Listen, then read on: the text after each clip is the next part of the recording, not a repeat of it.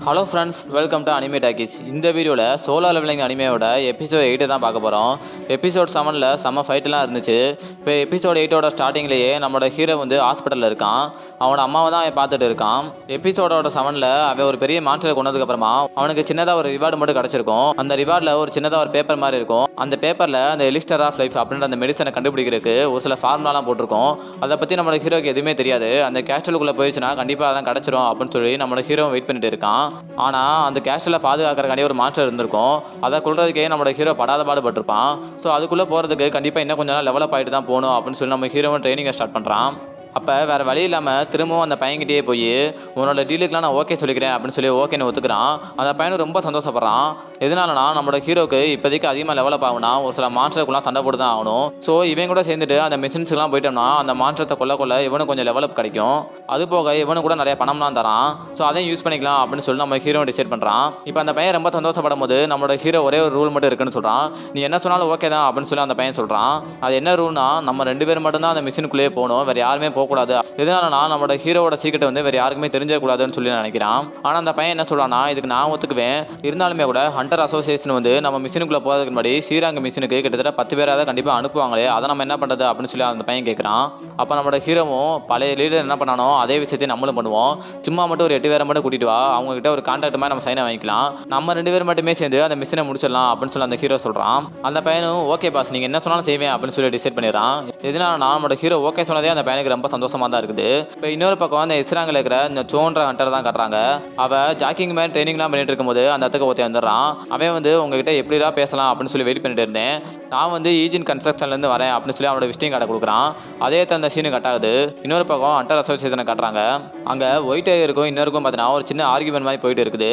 நீ எதுக்கு என்ன ஏதாவது ஒரு இன்டர்வியூக்கெலாம் அனுப்பிக்கிட்டே இருக்க, அங்கெல்லாம் எனக்கு போக பிடிக்கவே இல்லை, இடத்துல சேர்மன் சொன்னான்ற ஒரே காரணத்தினால மட்டும் தான் நான் போகவே செஞ்சேன் அப்படின்னு சொல்லி அவன் கோவப்படுறான்.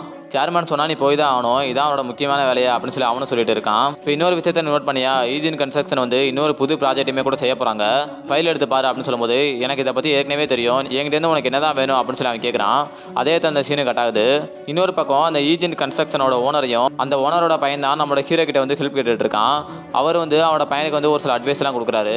கிட்டத்தட்ட ஒரு 10 வருஷத்துக்கு முன்னாடி நம்மள மாதிரி கன்ஸ்ட்ரக்ஷன் கம்பெனி தான் இந்த இடத்துல பெரிய ஆளாக இருந்துச்சு. ஆனால் இந்த மான்ஸ்டர்ஸ்லாம் வந்ததுக்கு அப்புறமா இந்த கவர்மெண்ட்டே இந்த ஹண்டர் அசோசியேஷன் அப்படின்ற ஒரு விஷயத்தை ஆரம்பிச்சிச்சு. அங்கே இருக்கிற கிறிஸ்டல்லாம் வெளியே எடுத்துகிட்டு வருது, அது மூலமாக ப்ராஃபிட் பார்க்குறது. இந்த கவர்மெண்ட்டு பாலிடிக்ஸ் இப்போ எல்லாமே சேர்ந்து பார்த்தோன்னா அதை டிபெண்ட் பண்ணி தான் இருக்குது. அந்த கிறிஸ்டில் மற்றவங்களை கொடுக்கவும் மாட்டேங்கிறாங்க, மற்றவங்களை யூஸ் பண்ண விட மாட்டேங்கிறாங்க. அதை ஒரு அட்வான்டேஜாக யூஸ் பண்ணிட்டு இந்த குல் மாஸ்டர் எல்லாமே நிறைய ப்ராஃபிட்லாம் பார்க்க ஆரம்பிச்சிட்டாங்க. அதனால நம்மள மாதிரி கன்ஸ்ட்ரக்ஷன் கம்பெனிலாம் ரொம்ப லோ லெவலில் போக ஆரம்பிச்சிருச்சு.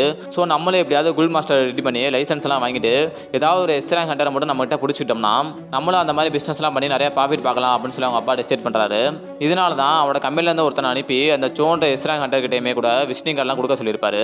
இப்போ நம்மளோட ஹீரோவும் அவனோட ட்ரைனிங்கை பண்ணிட்டு இருக்கான். அவனோட லிமிட்டையும் தாண்டியாமல் அதிகமாக ட்ரைனிங் எடுத்தோம்னா அவனுக்கு இன்னும் கொஞ்சம் லெவலப் ஆகுமோ அப்படின்னு சொல்லி நம்ம ஹீரோ யோசிச்சுட்டு இருக்கான். இருந்தாலுமே கூட நம்ம மான்ஸ்டர்ஸை கொண்டா மட்டும் தான் நம்ம நிறைய லெவலப் ஆக முடியும் அப்படின்னு சொல்லி நம்ம ஹீரோ யோசிச்சுட்டு இருக்கும்போது நம்ம மான்ஸ்டர்ஸுக்கு எங்கே போகிறது, பேசாமல் வேறு வழி இல்லாமல் நம்ம இந்த டெஸ்ட் எல்லாத்தையும் நிப்பாட்டிட்டோம்னா கண்டிப்பாக நமக்கு பெனால்ட்டி ஒன்று கொடுத்துருவாங்க. அந்த பெனால்ட்டியில் ஒரு மிகப்பெரிய சென்டிபேட்டை கொண்டு வருவாங்க. அந்த மான்ஸ்டர்ஸை கொண்டோம்னா கண்டிப்பாக நம்மளால் டெவலப் ஆக முடியும் அப்படின்னு சொல்லி யோசிச்சுட்டு இருக்கும்போது ஒருவேளை பெனால்ட்டியில் இருக்கிற மான்ஸ்டரை கொண்டோம்னா எந்த ஒரு லெவலப்புமே இல்லைன்னு சொல்லி என்ன பண்ணுறது அப்படின்னு சொல்லி நம்ம ஹீரோ கன்ஃபியூஷனில் இருக்கான். அப்போ ஹண்டர் அசோசியேஷன்லேருந்து ஒரு மெசேஜ் வருது. கிட்டத்தட்ட ஒரு டீராங் மிஷினுக்கு தான் கூப்பிட்டு இருக்காங்க. சரி, இதே நம்ம பண்ணலாமா என்னன்னு யோசிச்சுட்டு இருக்கும்போது சரி கிடைக்கிறதுக்கு உடனும் இது மூலமாக நம்ம கொஞ்சமாக டெவலப் கிடைக்கும்ல அப்படின்னு சொல்லி நம்ம ஹீரோ போகிறக்கான டிசைட் பண்ணுறான். இப்போ ஃபஸ்ட் எபிசோடில் காமிச்சா அந்த லீடரை தான் காட்டுறாங்க. அவர் வந்து அவரோட ஸ்டூடெண்ட்ஸுக்குலாம் பார்த்தீங்கன்னா ட்ரைனிங் கொடுத்துட்டு இருக்காரு. அவர் இவ்வளோ நாள் ஆயுமே கூட அந்த டெம்பிளில் நடந்த விஷயத்தை மறக்கவே முடியாமல் தான் இருக்காரு. அப்போ ஒரு மெசேஜ் வருது ஹண்டர் அசோசியேஷன்லேருந்து அந்த டீராங் மிஷினுக்கு இவரே தான் கூப்பிட்றாங்க. நீங்கள் இன்னுமா அந்த மிஷினுக்குலாம் போயிட்டு இருக்கீங்க, நீங்கள் கண்டிப்பாக ரிட்டையர்ட் ஆகி ஆகணும் அப்படின்னு சொல்லி ஒரு பையன் சொல்கிறான். ஆமாம், நீ சொல்கிறது கரெக்டு தான், என்னை மாதிரி ஒரு கிழவனால ஒரு கையும் இல்லாமல் என்ன பண்ண முடியும் அப்படின்னு தான் நீ சொல்ல வர அப்படின்னு சொல்லி கேட்கும்போது ஐயோ நான் அப்பெல்லாம் ஒன்றும் சொல்ல வரல அப்படின்னு சொல்லி அந்த பையன் சொல்கிறான். எனக்கு ரிட்டையர் ஆகணும் ஒரு ஆசையே கிடையாது, என்னால் இந்த லெவலில் என்ன முடியுமோ அதை நான் செஞ்சே தருவேன் அப்படின்னு சொல்லி அவனும் நினைக்கிறாரு. இப்போ அதே மிஷினில் ஒருத்தன் பாதிலே ஓடி வந்திருப்பான். அவனோட ஃபேமிலியை காட்டுறாங்க. அவனுக்கும் அந்த மெசேஜ் வந்திருக்கு, நான் அந்த மிஷினுக்கு போகிறேன் அப்படின்னு சொல்லி அவன் சொல்கிறான்.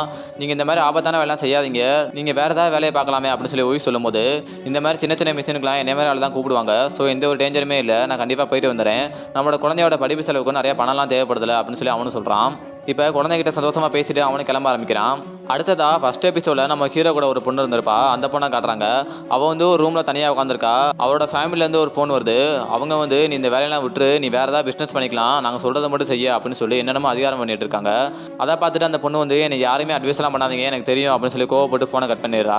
அடுத்ததா எஸ்ராங் ஹண்டராக இருக்கிற அந்த சோவை தான் காட்டுறாங்க. அவள் வந்து பில்டிங்கில் அவளோட பாசை பார்க்குற போயிட்டு இருக்கா. அப்படி போயிட்டு இருக்கும்போது வழியில் ஒயிட் ஹேவர் நடந்து போயிட்டு தான் இருக்காரு. அவள் உள்ளே போன உடனே ஈஜியன் கன்ஸ்ட்ரக்ஷன்லேருந்து ஒருத்தர் வந்து என்னை கூப்பிட்டாரு. அவங்களுக்கு வந்து ஒரு எஸ்ராங் ஹண்டர் தேவைப்படுறாங்களாம். ஆனால் நான் அவரோட ஆஃபரை ரிஜெக்ட் பண்ணிட்டேன்னு சொல்கிறா. தேங்க்யூ, ஒன்ன மாதிரி ஆள் தான் எனக்கு வேணும் அப்படின்னு சொல்லி அவனும் சந்தோஷப்படுறான். சரி, ஒயிட் ஹேவர் வந்து நான் வர வழியில் போயிட்டு இருந்தாரு. அவர் உங்கள்கிட்ட என்ன தான் சொன்னார், நீங்கள் என்ன தான் பேசுனீங்க அப்படின்னு சொல்லி கேட்குறா. இப்போ அவங்க ரெண்டு பேரும் என்ன பேசுனாங்கன்னு சொல்லி காட்டுறாங்க. அவன் வந்து ஒயிட் டைகர் கிட்ட ஒரு விஷயத்தை பற்றி சொல்லியிருப்பான். நம்ம ஃபர்ஸ்ட் எபிசோடில் வந்து ஒரு ஐலாண்டில் ஒரு பெரிய ஃபைட் நடக்கிற மாதிரி காமிச்சிருப்பாங்க. அந்த இடத்துல ஒரு மிகப்பெரிய மான்ஸ்டர்ஸ்லாம் வந்திருக்கும். அதை எஸ்ராங் ஹண்டர்ஸே போய் தடுக்க ட்ரை பண்ணியிருப்பாங்க. ஆனால் அவங்களால கூட முடியாது. வேறு வழி இல்லாமல் அந்த ஐலாண்டே பார்த்தீங்கன்னா சீல் பண்ணிட்டு தான் வந்திருப்பாங்க. கடைசி வரையும் அங்கே இருக்கிற மான்ஸ்டர் யாருமே பார்த்தீங்கன்னா அவங்க கொண்டிருக்கவே மாட்டாங்க. அதை பார்த்துட்டு மக்கள் எல்லாருமே ரொம்ப பயந்து போயிருப்பாங்க. இதனாலனா எஸ்ராங் ஹண்டராகவே இருந்தாலுமே கூட அவங்களால கூட ஒரு சில மான்ஸ்டர்ஸ்லாம் சமாளிக்கவே முடியல. ஸோ என்றைக்கு வேணாலுமே கூட நமக்கு எது வேணாலும் நடக்கலாம் அப்படின்னு சொல்லி அவங்க பயந்து போயிட்டு இருக்காங்க. ஸோ இந்த மாதிரி ஒரு பயத்தோட நம்ம மக்களால் வாழவே முடியாது. நம்ம பெருசாக ஏதாவது ஒரு பிளான் பண்ணி ஆகணும். அதனால தான் நான் நிறையா ஹண்டர்ஸ்லாம் உருவாக்கிக்கிட்டு இருக்கேன். நான் ஒரு மிகப்பெரிய வெப்பனையுமே கூட உருவாக்கலாம்னு சொல்லி ட்ரை பண்ணிட்டு இருக்கேன் அப்படின்னு சொல்லி அவன் சொல்கிறான். உன்னால் கூட அந்த ஐலாண்டில் நடந்த விஷயத்தெல்லாம் பற்றி மறக்கவே முடியாது ஒயிட் டைகர் அப்படின்னு சொல்லும் போது அவனும் பழச எல்லாத்தையுமே நினச்சி பார்த்துட்டு தான் இருக்கான். எதனாலனா அவன் கூட அந்த நிறைய பேர் பார்த்தீங்கன்னா அந்த மிஷினில் இறந்து போயிருப்பாங்க. இப்போ நம்ம ஹீரோ வந்து அந்த டீராங் மிஷினுக்கு கிளம்ப ஆரம்பிச்சிட்டான்.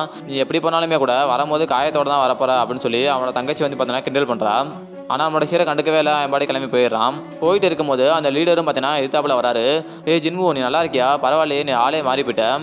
உன்னோட கால் கூட நல்லாவே சரியாயிருச்சு. நீ கண்டிப்பாக மிஷின்லேருந்து வந்ததுக்கப்புறமா ஏதோ ஒரு பெரிய ஹீலர் கூட்டிட்டு வந்து உன்னோட காலை சரி பண்ணிட்டாங்க போல. ஆனால் என்னோட கையை தான் சரி பண்ண முடியல. எதனால நான் ரொம்ப டைம் போனால என்னோட கையை சரி பண்ண முடியலன்னு சொல்லிட்டாங்க.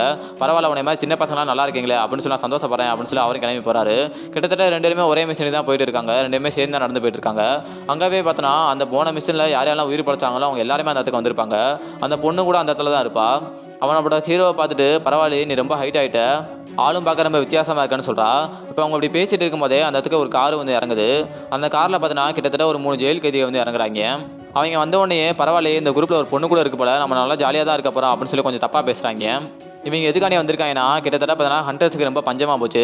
வேறு வழி கிடையாது. இவங்க ஜெயிலே இருந்தாலுமே கூட இவங்களும் ஹண்டர்ஸ் தான். ஸோ இவங்கள வச்சு இந்த மிஷினை முடிக்கலாம்னு சொல்லி டிசைட் பண்ணியிருக்காங்க. எப்படி ஒரு கிரிமினல்ஸ்குலாம் சேர்ந்து வேலை பார்க்குறது? வேறு வழி கிடையாது, நீங்கள் வேலை பார்த்தா ஆகணும். இப்போதைக்கு ஹண்டர்ஸ் யாருமே கிடைக்கல.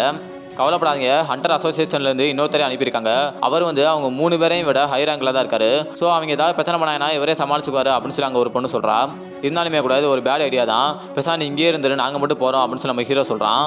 ஆனால் அந்த பொண்ணு வந்து நீ போகிறேன்னா கண்டிப்பாக நானும் வருவேன்னு சொல்லி சொல்கிறா. சரி, உங்களில் யார் லீடராக இருக்க போகிறீங்க அப்படின்னு சொல்லி கேட்கும்போது நானே திரும்பவும் லீடராக இருக்கிறா ஜின்வு அப்படின்னு சொல்லி அந்த லீடர் கேட்குறாரு.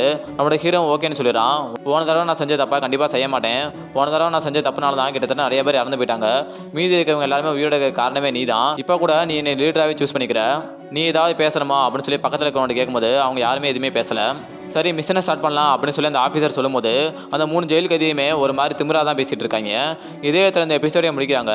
அடுத்த எபிசோடில் என்ன நடந்துச்சுன்றதை அடுத்த வீடியோவில் பார்க்கலாம். இந்த வீடியோ உங்களுக்கு பிடிச்சிருந்தா லைக் பண்ணுங்கள், ஷேர் பண்ணுங்கள், கமெண்ட் பண்ணுங்கள். மறக்காமல் சப்ஸ்கிரைப் பண்ணிட்டு போயிருங்க. பாய்.